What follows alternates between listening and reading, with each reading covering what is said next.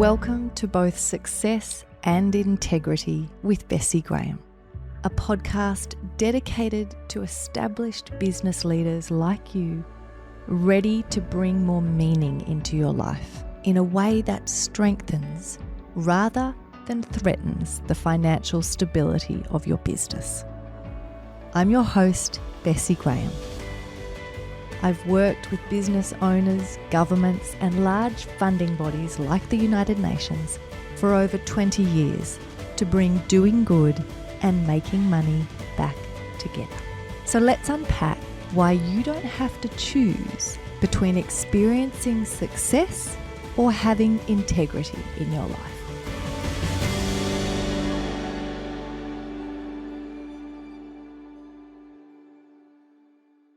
As we kick off today, I'd love for you to just close your eyes for a moment and think about how you feel when you hear me say, you can do good and make money. In fact, doing good is the competitive edge your business has been missing. How do you feel when you hear that? Does your heart sing? Do you feel hopeful? Or do you think, well, that would be nice, but, and then immediately find all of the reasons why you can't? Not you, not now, not my business. The tendency to do this is completely natural. And of all the business leaders that I speak with, everyone has different responses to this idea of the fact that you can do good and make money. I have a question for you. As an established business leader, is your business exactly where you want it? In every sense of that word, on all fronts, right now. Is your business exactly where you want it? Is your life exactly where you want it on all fronts right now? And does the mix or the blend feel energizing and in flow? I've been working with established business leaders for over 20 years, and I'm confident to guess that your answer is no. Not because you're ungrateful, selfish, or greedy, and not because you don't see or acknowledge the amazing opportunities, achievements, and relationships that you have around you, but because there is a stirring, a discomfort in you that you know there's more. All of us have a mix of stories, voices, expectations, beliefs, and questions that swirl around in our minds. For you, as a business leader, I would venture to guess that one of the most limiting beliefs that has taken up residency rent-free in your mind is an unconscious belief. And that is the belief that you can't do good and make money. Its cousin, the belief that you have to choose one, has probably also moved in. And its obnoxious best friend, the very vocal belief that the purpose of business is profit maximization, is probably a regular visitor as well. Here's the thing though, who says you have to choose? If you stop and actually sit with the idea that a violent swinging to one side or the other of the spectrum is going to land you at a beautiful flow state, do you really believe that? If you stopped ignoring your intuition, stop seeking easy answers and off-the-shelf solutions, and instead decide to honour both yourself and your business, I believe there is a beautiful win-win to be found. Swimming in the middle, what I like to call both and, is more than just freeing. It's a game changer. My hope is that I can plant some seeds, raise some questions, and stir in you a curiosity for more. Now, I'm not the only one who is talking about these ideas. And I want to encourage you that this mindset shift is worthy of your time. As Larry Fink from BlackRock famously wrote in his 2019 letter to CEOs, profits are in no way inconsistent with purpose. In fact, profits and purpose are inextricably linked. Now, I understand that even with hearing these ideas, hearing some of the people who are backing these shifts in the way we think about business, you still have questions, doubts, and fears. That's valid, and we can address those. But don't let them overrule your better judgment. Don't ignore that stirring in you, that there is more, and that the way you're currently operating is not actually satisfying the fullness of who you are and who you're becoming. As I will always remind you, life is multi-dimensional. While you may have achieved a level of financial freedom, running a business can feel all-consuming. And that financial freedom on its own won't cut it if you feel trapped and locked into a path that requires your constant time and attention. Alternatively, you may have freedom on multiple fronts in abundance, but if you've swallowed the myth and picked making money as your sole focus, then the sense of satisfaction could be centered around a lack of fulfillment because you've lost touch with that sense of purpose, meaning, and contribution. So in this second category, often as business leaders, when that unconscious belief that I said earlier has probably taken up residency in your mind, that tells you that you can't do good and make money and you chose to build and run a business, so therefore you need to focus on the financial aspects, the profit maximization, the shareholder value. When you do that over an extended period of time, this lack of fulfillment can often be the driver for you in exploring what it means to bring back together the ideas of doing good and making money. Now, are you catching on to the fact that this both and mindset creates win-wins in so many different ways?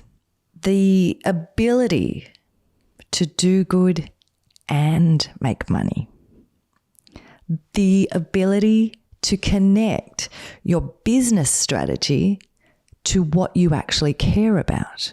The shift to be able to feel a sense of pride in your business, because under this approach, when you win as a shareholder, so do other stakeholders like your employees, your customers, your suppliers, and the communities that you operate in.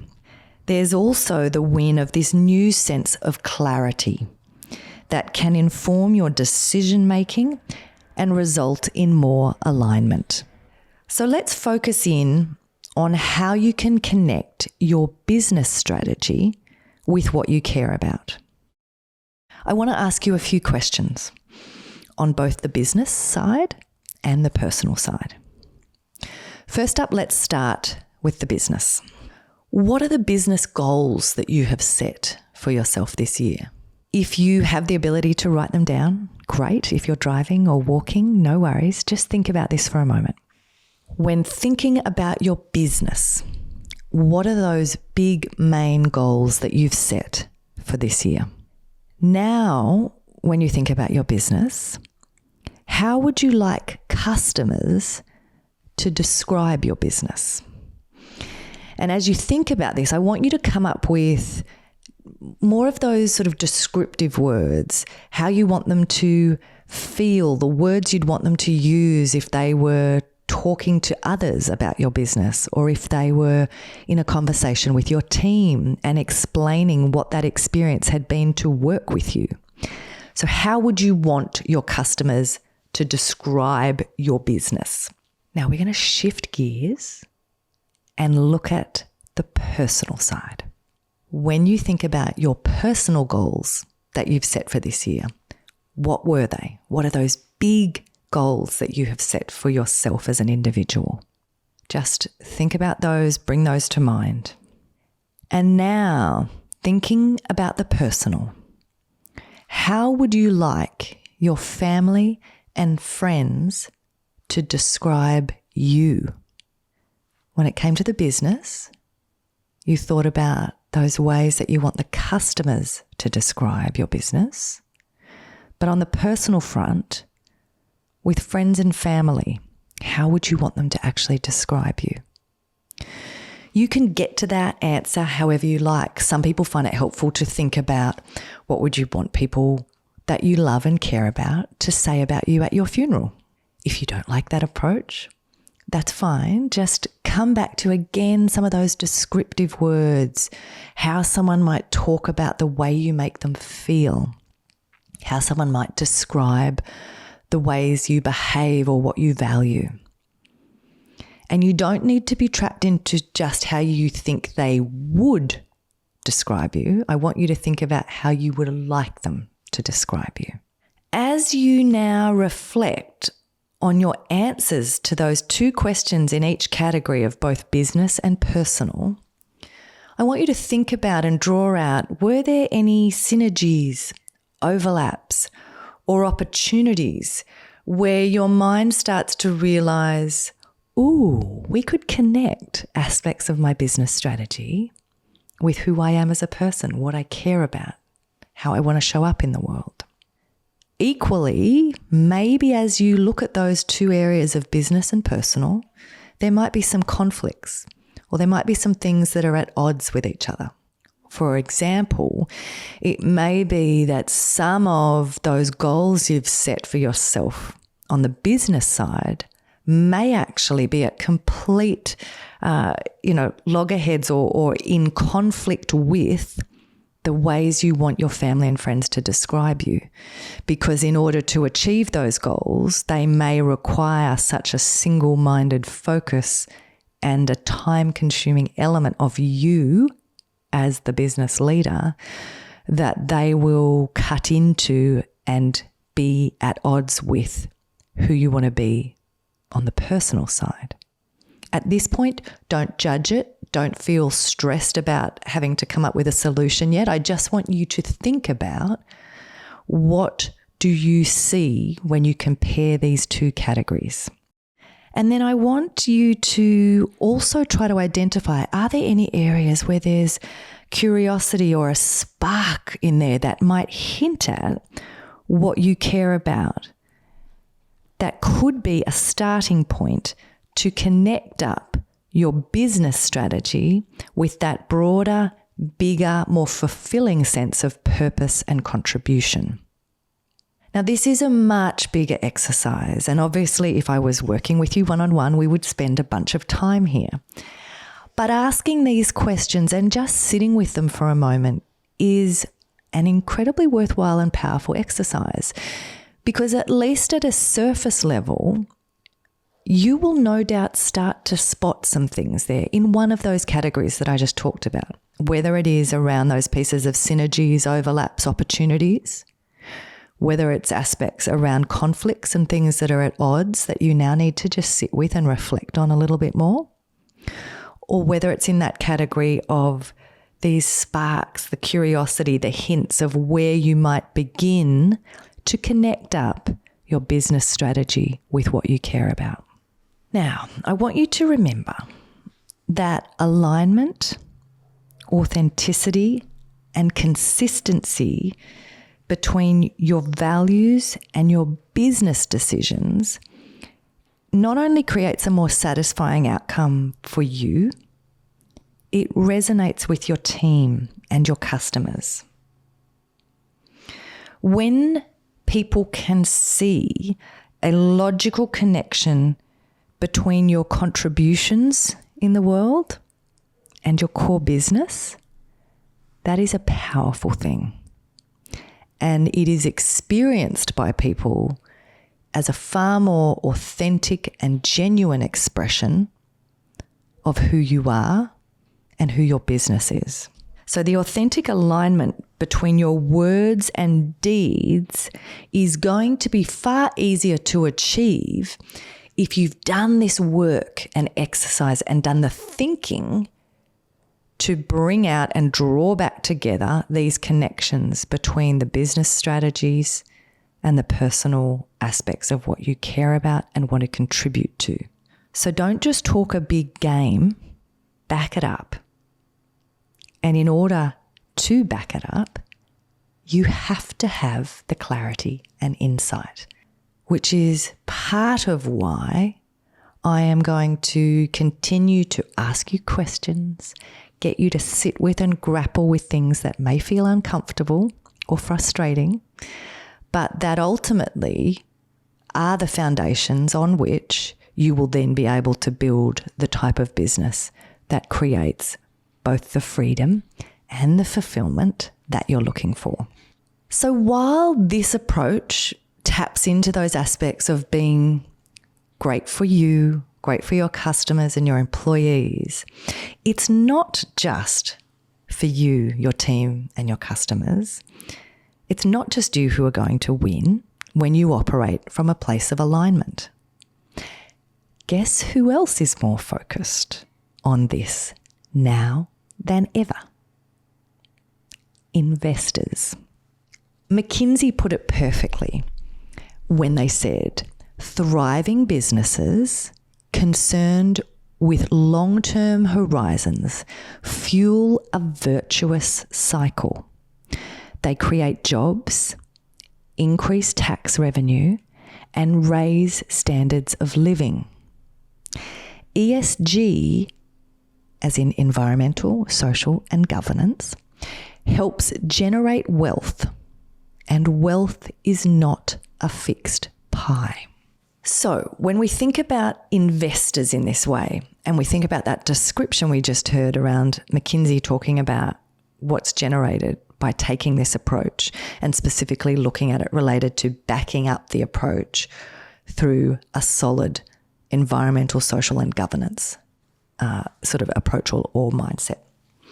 So in terms of investors, whether selling your company is on your radar right now, or if it's not something you're even considering, it is wise to take a built to sell approach. I'm not sure if you've read the book, Built to Sell, but it's a great book. So have a read. Now, the reason why having this kind of approach to your business is a good idea is that a company that's ready to sell and is appealing to external investors only has upside. Whether you sell or hold, when you have a business that is sellable, you will win. What are the trends and what does the data tell us about how this approach will give you an edge? A growing number of businesses are looking to acquisitions to achieve their growth targets. PwC's CEO Pulse survey showed that 46% were looking to buy assets, and a further 39% are seeing these investments as a way to position themselves more competitively and to improve sustainability and resilience. So let's just sit with that for a moment. The shift that we're seeing, and obviously there's always been some businesses who have looked at growth in this way, but the data shows that an increasing number of businesses are realizing that that achievement of growth is not simply going to be them acquiring new customers, but it's going to be the acquisition of other businesses to help them grow, to break into new markets, etc. And so the positioning yourself in this way is important because there will be more and more opportunities where potential investors will be looking at your business as a way for them to grow. So I'm going to break this down into 3 buckets with a few examples of how taking this approach to your business will set you apart. The first bucket we're going to look at is around how it helps you to be appealing to investors.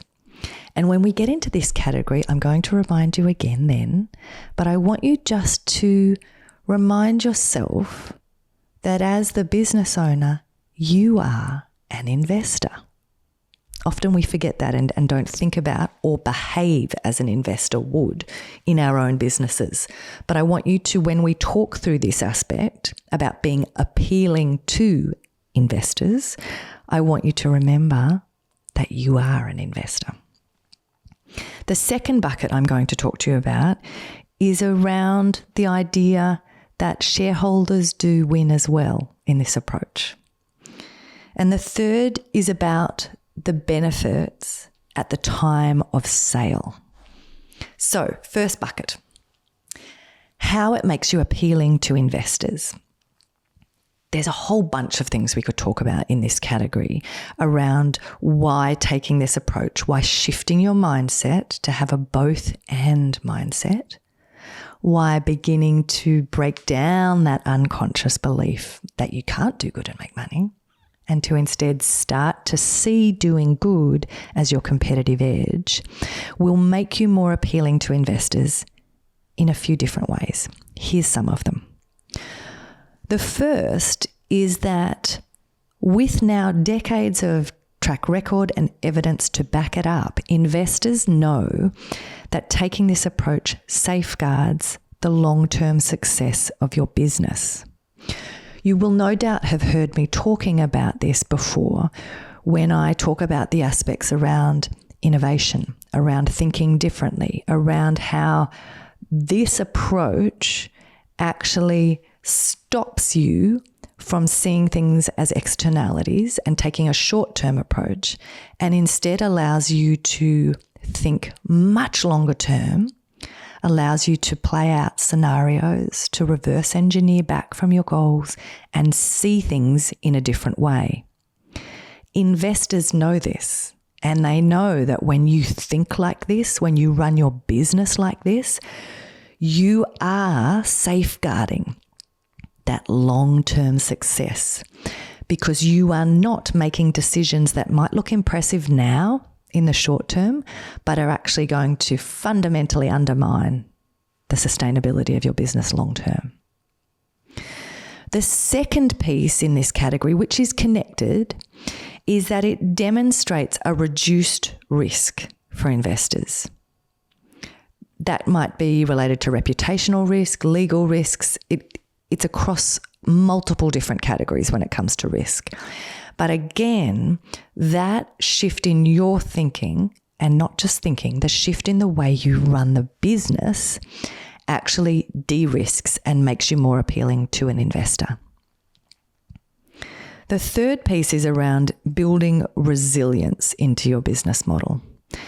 Again, this comes down to that ability to anticipate, the ability to plan longer term, and to stage your shifts, to identify the components in the business model that actually are going to cause issues for you, either now or in the future, and build in resilience to that. Build in the mitigation strategies. Build in a diversification of revenue streams or customers or markets. All of these things make you and your business more appealing to investors. And the fourth area that I want to identify in this bucket is that in the case of an acquisition, if you've built your business in this way, it provides the opportunity for an investor to improve the sustainability rating of their portfolio. And we won't go into this in detail today, but this is a massive shift for investors, particularly in that sense of having a fund that is now under pressure to have more components where it is ticking those boxes and able to demonstrate sustainability in its broader portfolio. Just like business leaders in that PwC research were starting more and more to see acquisitions as the way that they achieved their growth, investors are seeing the acquisition of companies like yours that have legitimately built-in environmental, social governance approaches to business. The acquisition of a company like yours allows them to broaden out the aspects of the percentages of their own portfolios that have this sustainability in place. Now, my hope would then be that as they acquire you, that they start to take on board and that you can influence some of their other investments in their portfolio. But it's at least something worth considering when you think about the drivers or motivating factors of taking this approach in your business. Let's move on to the second bucket, which is around this aspect of the shareholder still winning. Now, if you are feeling nervous about all of this talk of a broadening out of the focus to take other stakeholders into account, never fear. Firstly, you're not alone in that. A lot of businesses and business leaders that I talk to bring this aspect up around, oh gosh, if we're having to take into consideration all of these other perspectives or the stakeholders beyond a shareholder, what does that mean if there's things that are at odds with each other or if they have competing needs or desires? In this approach that I'm asking you to take, shareholders do still win. I'm going to give you two quick examples where the research backs this up. The first is research done by McKinsey, which shows that 63% of the time that an ESG proposal, so an environmental, social and governance approach to your business, is put into place, it has a positive impact on equity returns. So that's in their research, shows that 63% of the time when you put these pieces into place, it has that positive impact. Now, I would argue that it's even higher than that if you truly embrace this both and mindset and if you learn to work your business model until you find that win-win. But even in the first practicing steps of this, where you haven't yet mastered that ability to work the business model and get this right, research shows 63% of the time it creates that win-win. The second piece of research that I want to just share with you related to this component to put your mind at ease that you as the shareholder will still win comes out of London Business School, where research shows that employee satisfaction is positively correlated with shareholder returns. Now, you will know that I speak a lot about the aspect of one of the ways that you can do good inside your business is to have that focus on your team.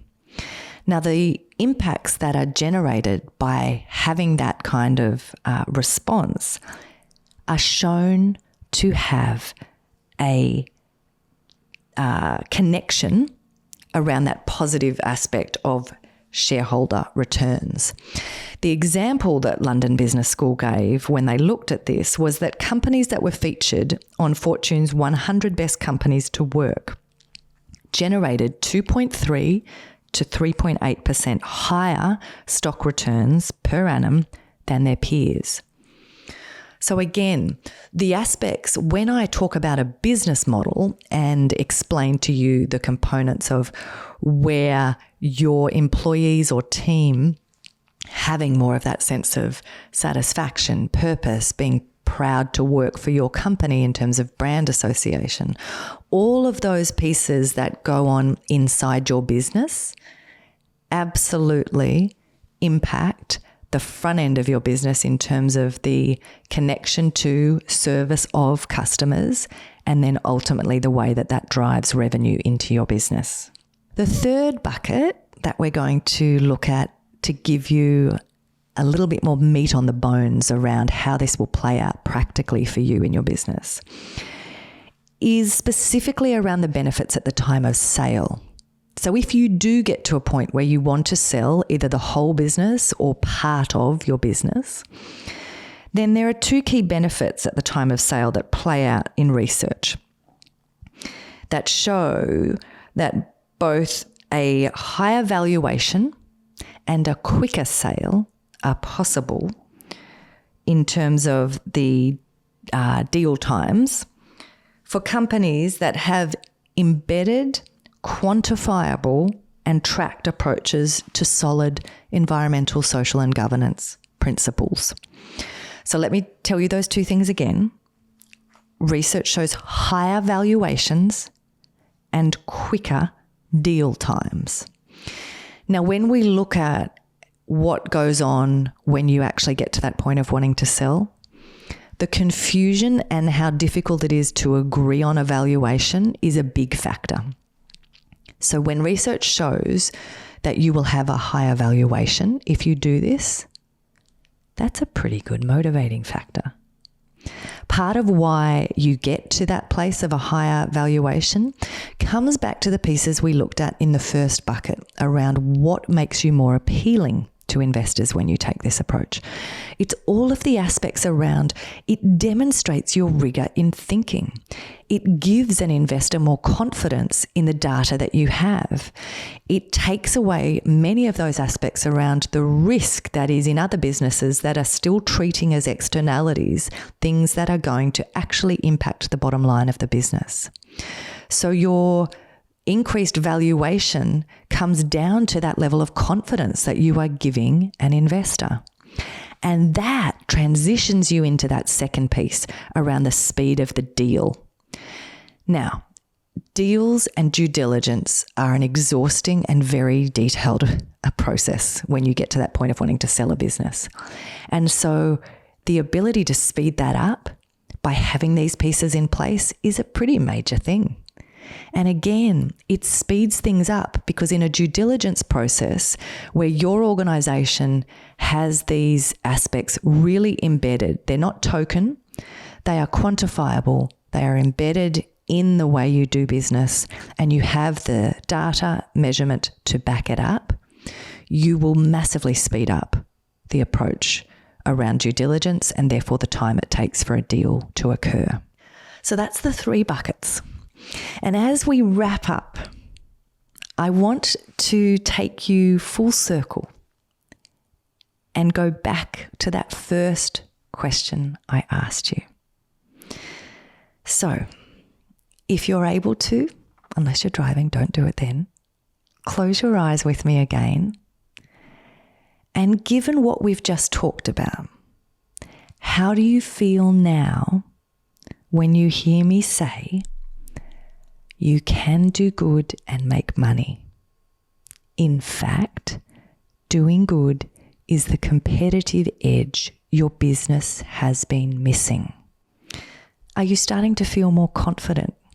Can you see a path towards different ways of thinking and acting in your business? I really do hope so. Please don't hesitate to reach out to me if you have any questions. I don't want you to feel alone as you embark on this incredibly important journey. I hope that this has been thought-provoking and has at least done that planting of seeds that I spoke about and hopefully stirred in you both a desire to operate differently, but also the confidence to do so.